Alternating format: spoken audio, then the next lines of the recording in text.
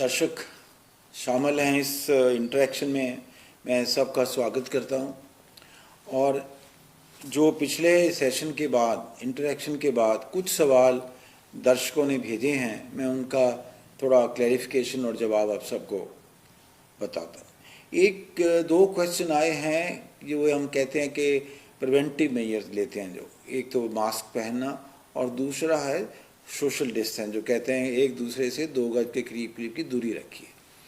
तो किसने लिखा है कि 2 गज की जो दूरी वाला जो एक पैरामीटर है, अगर कोई लोग नहीं फॉलो करते तो उनको फाइन क्यों नहीं, कोई पनिशमेंट क्यों नहीं देनी चाहिए।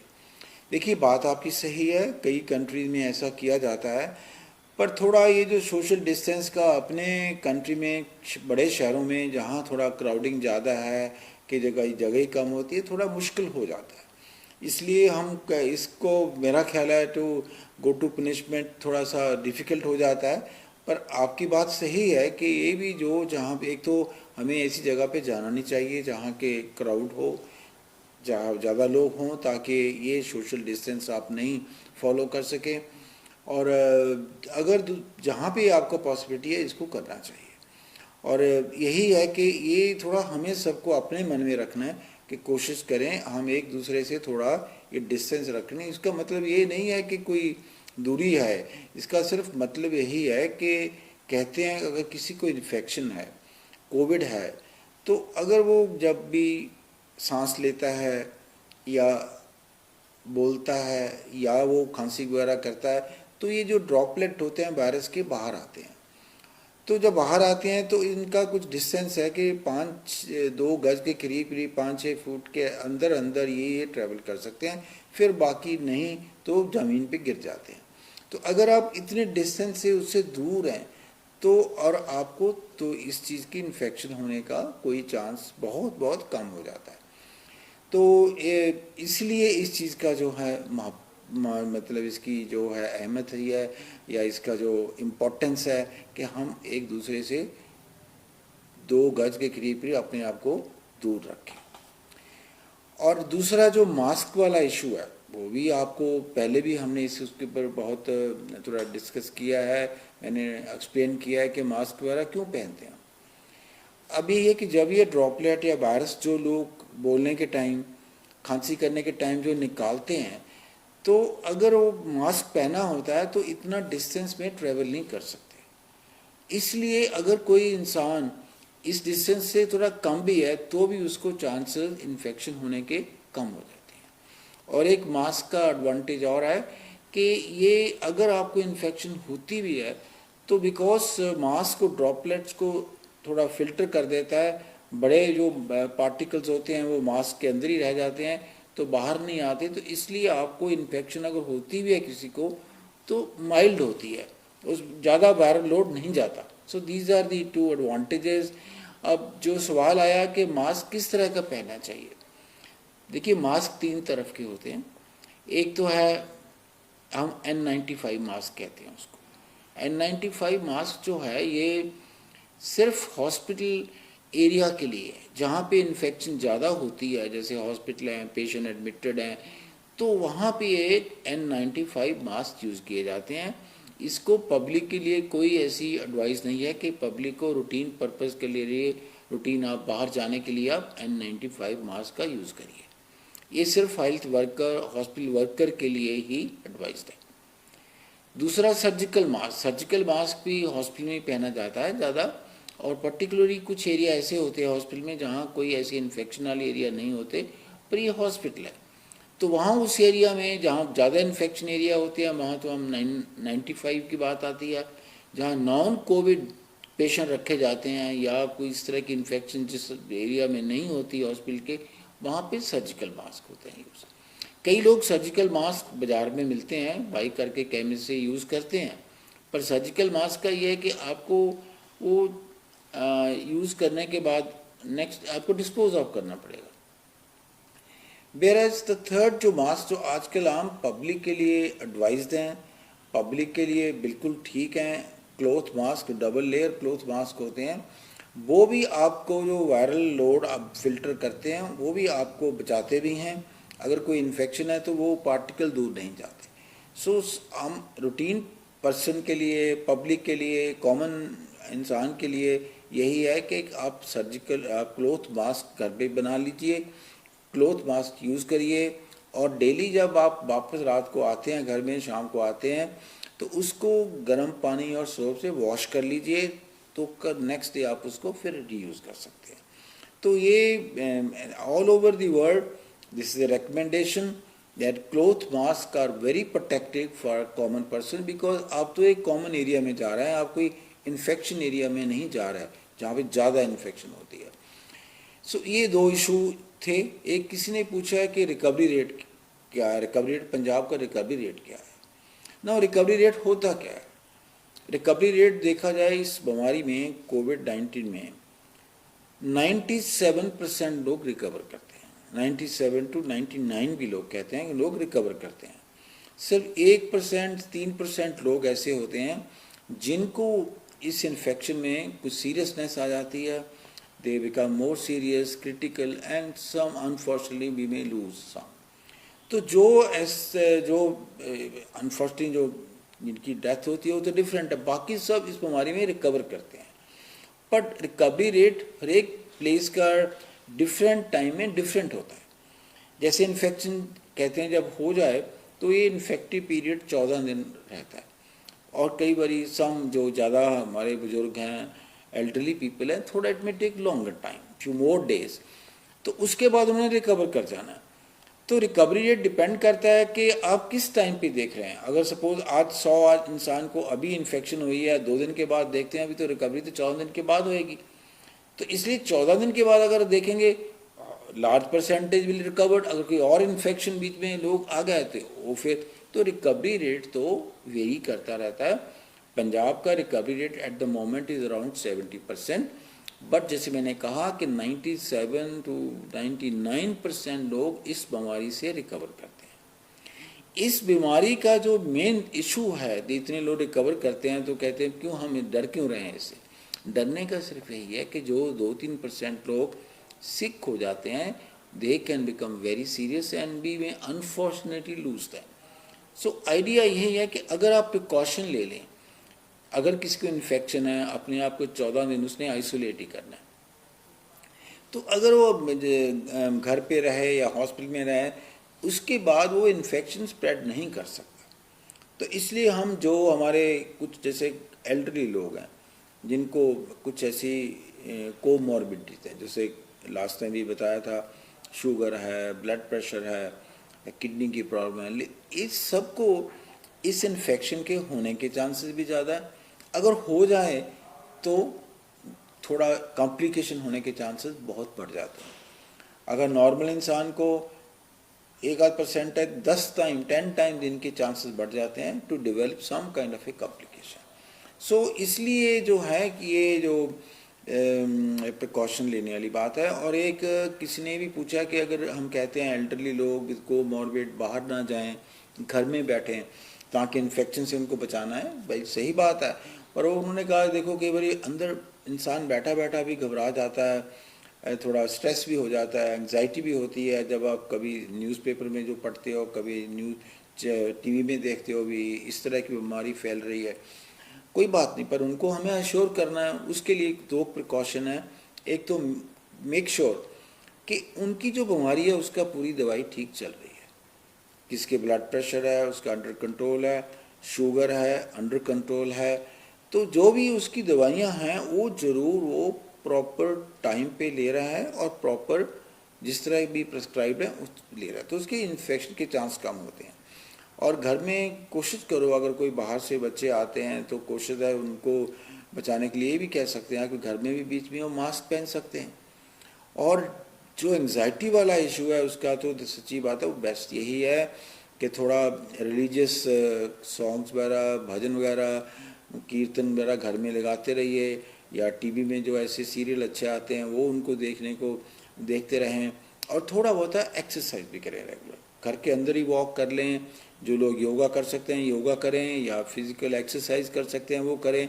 ये दिन में 2 बार करें तो एक्सरसाइज करने से थोड़ा ये भी रहता है, नींद भी ठीक आ जाती है, क्योंकि ये भी मुश्किल होती है लोगों को अंदर के नींद नहीं आ रही जी। सो हम कोशिश ये करते हैं ऐसे कि दवाई से बचना चाहिए, ये नहीं, गोलियां तो हैं। आप अगर कई बार होता है, कई लोग बहुत स्ट्रेस हो जाते हैं, बिल्कुल नींद की दिक्कत आती है, तो कई बार ऐसी दवाई भी एडवाइस की जाती है। पर कोशिश ये करी जाती है कि आप अपने फिजिकल अभी थोड़ी एक्सरसाइज से थोड़ा अपने मन को शांति में रख के उस तरह अपना एंजाइटी स्ट्रेस को कम करिए। एक सवाल किसने पूछा है कि इसकी दवाई, देखिए कोविड की दवाई अभी तक कोई नहीं है। कुछ दवाइयों का फ़ायदा ज़रूर नज़र आता है, जैसे अभी ये डेक्सामेथासोन एक स्टीरॉयड होते हैं, बहुत बीमारियों के लिए वैसे यूज़ किया जाता है।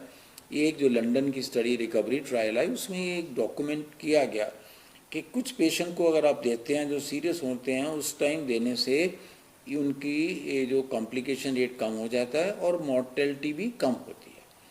पर अभी ऐसी कोई दवाई नहीं आई कि देखो जिसको हुआ और लिया और वायरल ठीक हो गया। ये नहीं है कि जैसे हम कहते हैं किसी को टाइफाइड हुआ, अब टाइफाइड की दवाई है, आप दवाई दे दो टाइफाइड ठीक हो जाएगा, उस तरह अभी इसकी कोई दवाई नहीं आई। बहुत रिसर्च आप कह लीजिए चल रही है दुनिया में कि कोई ऐसी दवाई आ जाए वो लोगों को इस बीमारी से बचा सके। वैक्सीनेशन का जरूर है, वैक्सीनेशन का आप पढ़ते होंगे, कई कंपनियां वैक्सीनेशन ट्राई कर रही हैं जो कि एक इफेक्टिव वैक्सीनेशन बन जाए इसके लिए, ताकि लोगों को इस बीमारी से बचाया जाए। तो ये वैक्सीन जो हैं अभी कुछ एडवांस स्टेज पे हैं और जो शुरू भी हो गई हैं, एक आध जो रशियन वैक्सीन है। तो ये over time period I think in the next some months I think possibly we will have some effective vaccination. But till that time, जब तक इस तरह का कोई इलाज नहीं आता, इस तरह की प्रोटेक्शन कोई हमारे पास नहीं है, जैसे मैंने कहा हमें यही जो जो फिज़िकल जो हम इसको कह देते हैं सोशल वैक्सीन, फिज़िकल डिस्टेंस रखिए, मास्क पहनिए, वॉश करिए हैंड्स जब भी किसी को टच करते हैं, क्योंकि डर है कि ड्रॉपलेट कहते हैं, कई बार ड्रॉप करके ना कपड़े पे या टेबल पे या कोई लिफ्ट है जैसे उसका गेट पे, ऐसे लोग जो खांसी करेंगे हो सकता है ड्रॉपलेट वहाँ रुक जाएं। तो जब भी आप कोई टच करते हैं उसके बाद अपने हैंड वॉश जरूर करिए। सो ये प्रिकॉशन है which is like a social vaccine. अभी इसकी दवाई जो है वो सच्ची बात है कोई ऐसी दवाई इसकी अभी नहीं है अवेलेबल, हो सकता है कि ऐसी चीज़ आ जाए। किसी ने पूछा है सीरो सर्वे। सीरो सर्वे होता है कि अगर किसी को इन्फेक्शन हो जाए तो उसके अंदर इम्यूनिटी होती है, ताकि एंटीबॉडीज़ बनती हैं ब्लड में, जिससे ये होता है कि उसको जब रिकवर कर जाता है तब उसको दोबारा इन्फेक्शन नहीं होगी। अब ये इसकी जो एंटीबॉडी बनती हैं वो कितनी देर रहेंगी बॉडी में, 3 महीने रहेंगी, 6 महीने रहेंगी या सारी उम्र चलती रहेंगी, वो कहना भी मुश्किल है। तो बट ये है कि जो तभी जो प्लाज्मा थेरेपी भी क्या है कि अगर जो रिकवर कर जाते हैं, क्योंकि उनमें उनकी बॉडी में ब्लड में ये प्लाज्मा में एंटीबॉडीज़ होती हैं जो कि आपको प्रोटेक्ट करती हैं इससे, तभी उन लोगों का कोशिश किया उनको कहा जाता है कि आप प्लाज्मा डोनेट करिए, बिकॉज कई पेशेंट थोड़े सिक होते हैं, ये प्लाज्मा देने से उनको फ़ायदा हो सकता है।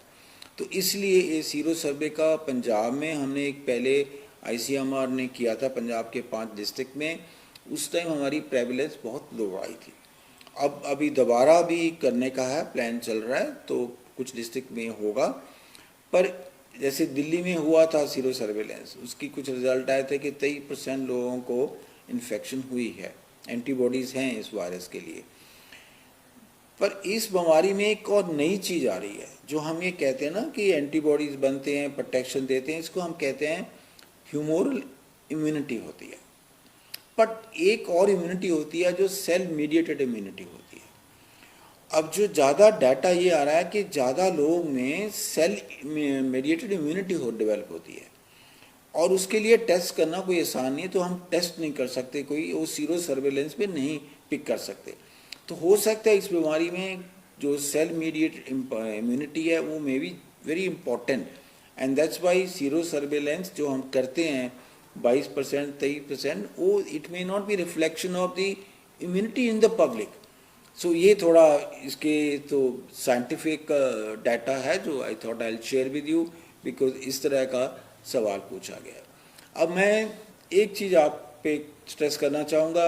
हो सकता है कुछ दर्शक जो हैं वो कुछ डिस्ट्रिक्ट जो हमारे पंजाब के हैं, लुधियाना ले लीजिए, जलंधर ले लीजिए, अमृतसर है, पटियाला है, जो पॉपुलेटेड एरिया ज़्यादा हैं, जहाँ के पॉपुलेशन डेंसिटी ज़्यादा है, वहाँ ये इन्फेक्शन थोड़ा हो ही। आपको ही पता है कि रोज़ देखते होंगे लुधियाना में केसेस बढ़ रहे हैं, जलंधर में भी हैं। तो ये है कि और हमें ये थोड़ा तो इसको थोड़ा बहुत आई थिंक गवर्नमेंट की तरफ से और जो भी स्टेप हो सकते हैं कोशिश करी जा रही है ताकि स्प्रेड को रोका जाए, और जो पेशेंट भी थोड़ी तकलीफ में आते हैं उनका इलाज हो। और बेड की कैपेसिटी, जब मैंने लास्ट टाइम भी कहा था, स्टेट में adequate facilities have been develop, तो आपको कोई उस तरफ से इलाज की तरफ से कोई डरने की ज़रूरत नहीं, पर हमें कोशिश ये करनी है बीमारी से बचें। और मैं ये थोड़ा आपको इन्फॉर्मेशन थोड़ा शेयर करना चाहता हूँ। जैसे लुधियाना वगैरह में हमने देखा है, बड़े शहरों में जो पेशेंट आते हैं यूजुअली कहते हैं जी हफ्ता तक पहले बुखार हुआ था और मैंने थोड़ा जो लोकल डॉक्टर है हमारा जो RMP उससे दवाई ले ली, और कई गलियों में मोहल्लों में डॉक्टर हैं वहाँ पे, वो दवाई दे देते हैं बुखार के लिए। तो बुखार तो बिकॉज अगर कोविड है तो जल्दी नहीं हटता, और फिर 2-3 दिन के बाद उनको सांस शुरू हो जाता है, फिर तकलीफ बढ़ जाती है, तो फिर आप हॉस्पिटल में आते हो। बट ये जो गोल्डन टाइम कहते हैं 3 से 5-6 दिन जो पहले होते हैं, वो बड़ा इम्पोर्टेंट टाइम है इस बीमारी में। अगर उसमें जल्दी आप हॉस्पिटल की हेल्प में चले जाओगे तो बच सकते हो। जैसे अगर पहले दिन ही बुखार हो, कुछ खांसी ऐसी है, जैसे बताया गया सबको कि अपना टेस्ट जल्दी कराओ। मैं ये सब प्रैक्टिशनर को भी एक बड़े हाथ जोड़ के रिक्वेस्ट करूँगा कि आज के टाइम पे जो इस बीमारी को हम फेस कर रहे हैं, कि अगर आपके पास कोई पेशेंट आता है जिसको बुखार है, कुछ खांसी है या कुछ और सिम्टम कह रहा है, हेडेक है, पेन एब्डोमेन है, इवन लूज मोशन है, उनका जरूर बुखार है तो कोविड टेस्ट जरूर करवाइए, बिकॉज यही तरीका है इसको जल्दी पकड़ने का। अगर हम इसको जल्दी पकड़ लेंगे तो चांसेस हैं कि इंसान को हम पूरी तरह बचा सकते हैं इसकी कॉम्प्लिकेशन से। सो ये आप सभी को, अपने को, और जो भी आपके रिश्तेदार हैं, जो भी आपके कांटेक्ट हैं, जब भी कभी आपको हो जाए इन्फेक्शन, को सबको एडवाइस करिए कि अपना टेस्ट जल्दी कराइए, because that is the only way that we can save our self from this and save others also. तो ये कुछ इस बीमारी के और जो मैंने आपसे शेयर करी हैं, तो ये आप ज़रूर प्लीज़ फॉलो करिए। और सबको अपना देखो, बच्चों को, पेरेंट्स को कहना चाहिए ज़रा प्रोटेक्शन करिए, अपना ध्यान रखिए, बिकॉज पेरेंट्स इम्पॉर्टेंट हैं। बच्चों को, बहनों को, भाइयों को सब समझाना, बिकॉज हमें ज़्यादा देखा गया है कि जो यंग लोग हैं, ठीक है, उनको इन्फेक्शन यूजुअली वो रिकवर करते हैं, बट द प्रॉब्लम इज वो स्प्रेड करते हैं।